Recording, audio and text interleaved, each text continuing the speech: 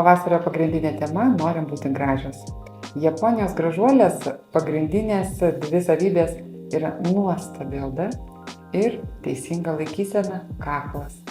Tai japonai ne veltui gražuolėm padeda su dviem grožio instrumentais. Tai kolagenu, gyvu kolagenu, termiškai neapdorotų, fermentuotų, kuris ne tik odai, bet visam jungiamai audiniui daro nepaprastai atjauninantį stiprų poveikį, o laikysenai tai reikalingi koralai.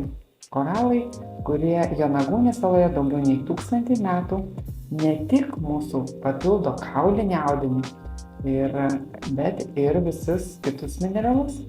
Taigi, koralai sąlygoja nuostabią laikyseną, neleidžia senti mum ir turėti tokią pačią aristokratišką nugarą, kaip ir Japonijų.